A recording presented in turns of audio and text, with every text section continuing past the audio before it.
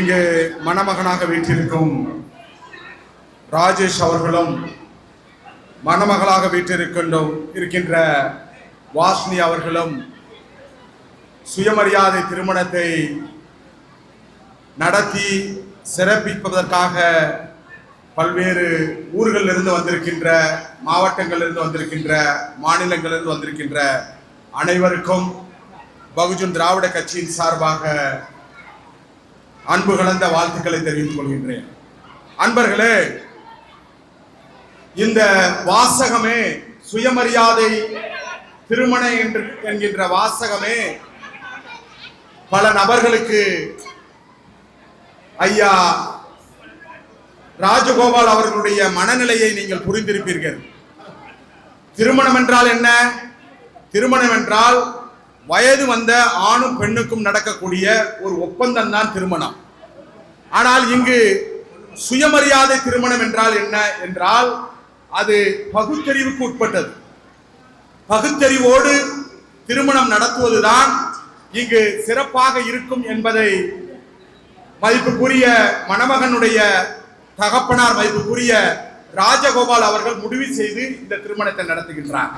பகுத்தறிவு என்றால் என்ன? தந்தை பெரியார் அவர்கள் சொல்லுகின்றார், மானமும் அறிவும் மனிதனுக்கு அழகு. எது மானம்? நாம் சில நேரம் நம்மளுடைய கோபம், மானத்தை எல்லாம் நம்மளுடைய உற்றார் உறவினரிடம் நாம் காமிக்கின்ற நபர்களாக இருப்போம். நம்மளுடைய மானம் போச்சு, யாரிடம் காமிப்பீர்கள்? உங்களுடைய மானத்தை, உங்களுடைய கோபத்தை உங்களுடைய உற்றார் உறவினரிடம், இல்லை என்றால் பக்கத்து வீட்டு அல்லது பக்கத்து தெருவு, அல்ல என்றால் பக்கத்து ஊரிடம் உங்களுடைய மானத்தை நீங்கள் அதை மூலமாக நீங்கள் பரிசோதிப்பீர்கள். ஆனால் இங்கு பெரியார் அவர்கள் என்ன சொல்லுகின்றார் என்றால், மானம் என்றால் ஒரு தத்துவத்தின் அடிப்படையில், ஒரு தத்துவமே என்ன சொல்லுகின்றது என்றால், தலையில் பிறந்தவன் பிராமணன், தோளில் பிறந்தவன் சத்திரியன், தொடையில் பிறந்தவன் வைசியன், காலில் பிறந்தவன் சூத்திரன் என்று சொல்லுகின்றது. சூத்திரனுக்கு அந்த வேத முறைப்படி, பிராமணருடைய வேத முறைப்படி சூத்திரனுக்கு திருமணம் நடத்தக்கூடாது, அவன் திருமணத்திற்கு தகுதியற்றவன் என்று வேதம் சொல்லுகின்றது, சாஸ்திரங்கள் சொல்லுகின்றது. அப்படி என்றால் திருமணத்தை எப்படி நடத்துவது?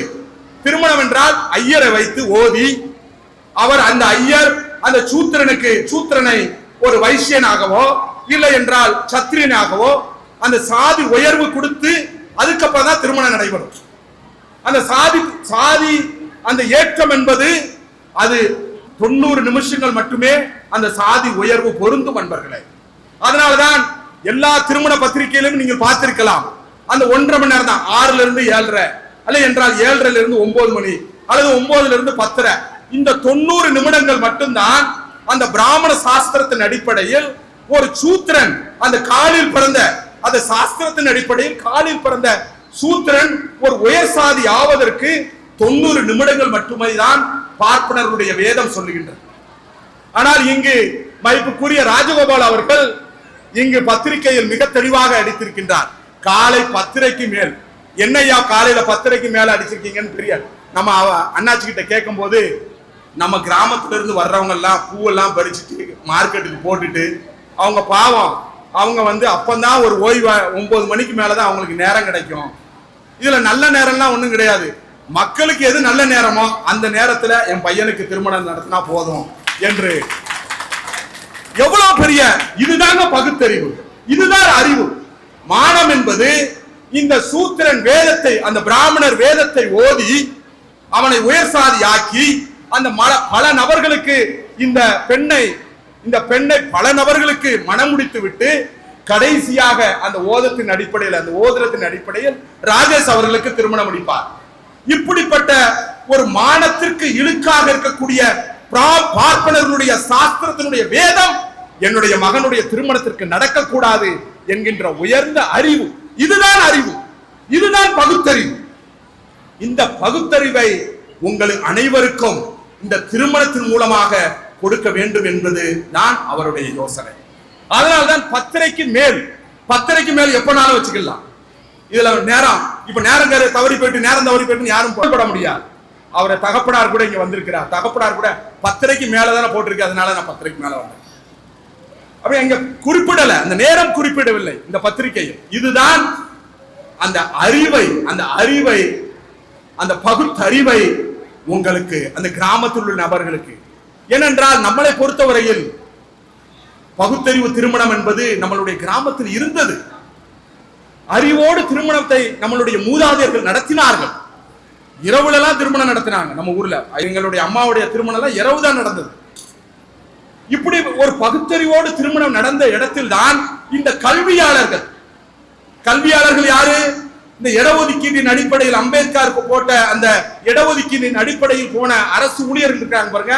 இந்த அரசு ஊழியர்கள் நாங்கள் ஒரு மேல் சாதி என்பதை அதை காமிப்பதற்காக கிராமத்தில் உள்ள அந்த மக்களிடம் நான் உயர்ந்தவன், நான் ஐயரை கூட்டு வச்சு திருமணம் நடத்திருக்கிறேன் அப்படின்னு வெளி காட்டுவதற்காக ஐயர்களை அறிமுகப்படுத்துறது யார் என்றால் நம்மளுடைய கிராமத்து மக்கள் கிடையாது. இந்த படித்து வேலையில் இருக்கக்கூடிய அந்த கிளர்க் வேலைக்கு, அந்த சின்ன சின்ன பியூன் வேலைக்கு போனவங்க, இவங்க தான் ஐயரை வைத்து திருமணம் நடத்தி நம்மளுடைய ஒட்டுமொத்த தமிழ் கலாச்சாரத்தை அழித்தொழிக்கின்ற வேலைகளை அவர்கள் செய்கின்றார்கள். இதற்கு மாற்றாக ஐயா ராஜகோபால் அவர்கள் என்னுடன் கிட்டத்தட்ட ஒரு 15 வருடம் என்னுடன் பயணிக்கின்றார். ஒரு நல்ல ஒரு சிந்தனையாளர். இந்த சமூகத்திற்கு ஏதாவது செய்ய வேண்டும் என்கின்ற ஒரு ஏக்கம் அவருக்கு உள்ளுக்குள் இருந்து கொண்டிருக்கின்றது. அதனால்தான் அவருடைய பெரிய பெரிய நபர்கள் நகரத்தில் ஏதாவது ஒரு அமைப்பை நடத்தி கொண்டு சேவை செய்து கொண்டிருப்பார்கள். ஆனால் ராஜகோபால் அவர்கள் தன்னுடைய அம்மா அப்பா படிப்பகம் என்கின்ற ஒரு சின்ன படிப்பகத்தை கிராமத்தில் ஆரம்பித்து அங்க இருக்கக்கூடிய இளைஞர்களுக்கு, அங்க இருக்கக்கூடிய சிறு குழந்தைகளுக்கு, அப்புறம் எவ்வளவு பெரிய இருதயம் பாருங்க. இதுதான் அறிவு.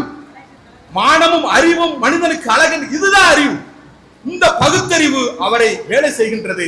நம்மளுடைய கிராமத்தில் உள்ள குழந்தைகளுக்கு கல்வி அறிவு கிடைக்கப்படாத அந்த குழந்தைக்கு என்னுடைய தாய் தந்தையினுடைய பேரில் ஒரு பள்ளியை நடத்தி அவர்களுக்கு சொல்லிக் கொடுக்க வேண்டும் என்கின்ற ஒரு உயர்ந்த எண்ணம் வருது பாருங்கள். இந்த எண்ணம் தான் அவருடைய பகுத்தறிவு. அதனால் ராஜகோபாலுடைய குடும்பத்தில், அந்த ராஜகோபால் குடும்பம் என்றாலே அது உதவி செய்கின்ற குடும்பம், அது மானமுள்ள குடும்பம், அறிவுள்ள குடும்பம், மற்றவருடைய துக்கத்தில் தாங்களும் பங்கு பெற வேண்டும் என்கின்ற ஒரு பெரிய ஆவா அவருக்கு உண்டு. அப்படிப்பட்ட குடும்பத்தில் ராஜேஷ் அவர்கள் எப்படி வளர்ந்திருப்பார்?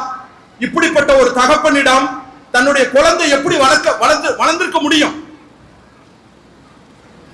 ராஜகோபால் எப்படி ஒரு குணத்தை கொண்ட நபரோ அதே போலதான் மதிப்புக்குரிய இன்றைக்கு மணமகனாக ஒரு கதாநாயகனாக இருக்கின்ற ராஜேஷ் அவர்களும் அதே மனநிலையோடு இருக்கின்றவர். இன்றைக்கு இப்பொழுது சின்ன சின்ன குழந்தைகள் எல்லாம் நான் பார்த்து அவங்க ஒரு மொபைலை வச்சுக்கிட்டு போட்டோ எடுத்துட்டு இருந்தாங்க. ஒரு கேமரா வச்சு போட்டோ எடுத்து, இந்த தம்பி கூட கேமரா வச்சு ஒரு போட்டோ எடுத்துட்டு இருக்கிறான். இவங்களுக்கு எல்லாம் எப்படி தெரியும்? இந்த கிராமத்து குழந்தைகளுக்கு எல்லாம் எப்படி தெரியும்? நல்ல பெரிய பெரிய கேமரா வச்சு எல்லாம் எடுக்கிறாங்களே எப்படின்னு என்று கேட்கும் போது ஐயா ராஜகோபால் அவர்கள் சொன்னார், என் பையன் அப்பப்போ கிராமத்துக்கு இந்த பிள்ளைகளுக்கு எல்லாம் எப்படி போட்டோ எடுக்கணும், எப்படி வீடியோ எடுக்கணும்னு குழந்தைகளுக்கு எல்லாம் சொல்லி கொடுப்பான். பாருங்க, இது அவருடைய பரந்த இருதயத்தை காமிக்கின்றது. நாம் ஒரு குறுகிய மனநிலையோடு வாழுகின்ற நபர்களாக இருக்கின்றோம்.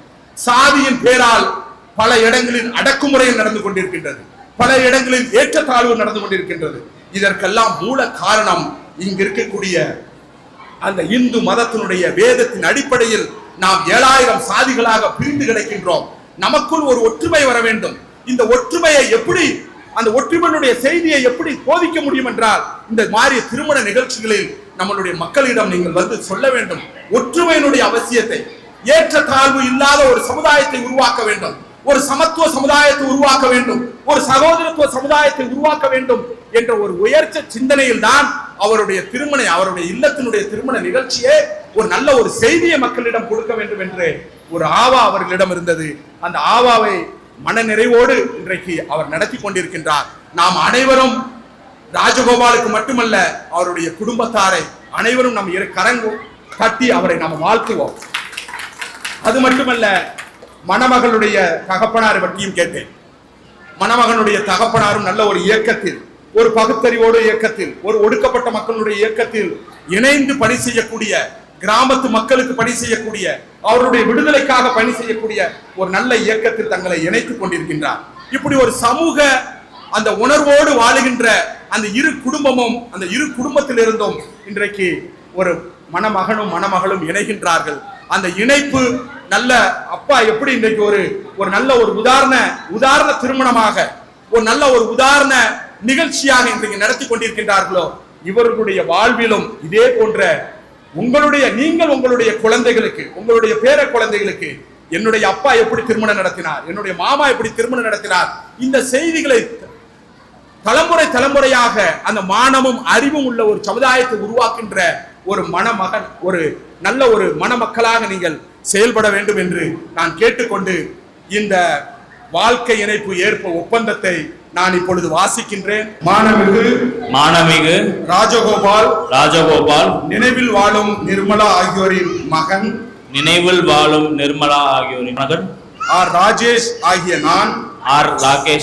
நான் மானமிகு சக்திவேல் ஜெயஸ்ரீ செல்வி வாகினி ஆகியோர்களை இன்று முதல் எனது வாழ்வின் துணைவராக ஏற்றுக்கொள்கிறேன். வாழ்வில் ஏற்படும் இன்ப துன்பங்களில் சம பங்கேற்கும் சம உரிமை படைத்த உற்ற நண்பர்களாக வாழ்வோம் என்று உறுதி கூறுகிறேன். வாழ்வில் என்னிடமிருந்து என்ன உரிமைகளை எதிர்பார்க்க தங்களுக்கு உரிமை உண்டோ அவ்வளவு உரிமைகளையும் தங்களிடமிருந்து எதிர்பார்க்க எனக்கு உரிமை உண்டு என்ற ஒப்பந்தத்தின் அடிப்படையில் இந்த மலர் மாலையை உனக்கு அறிவிக்கிறேன். மானமிகு சக்திவேல் ஜெயஸ்ரீ ஆகியோரின் மகள் வாகினி ஆகிய நான் மானமிகு ராஜகோபால் என் நிர்மலா ஆகியோரின் மகன் ராகேஷ் ஆகிய தங்களை இன்று முதல் எனது வாழ்வின் துணையராக ஏற்றுக்கொள்கிறேன். வாழ்வில் ஏற்படும் இன்ப துன்பங்களில் சம பங்கேற்கும் சம உரிமை படைத்த உற்ற நண்பர்களாக வாழ்வோம் என்று உறுதி கூறுகிறேன்.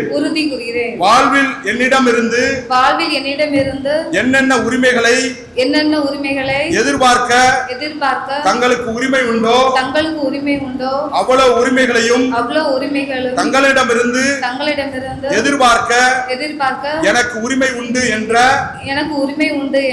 ஒப்பந்தத்தின் அடிப்படையில் இந்த மலர் மாலையை அணிவிக்கிறேன். வாழ்க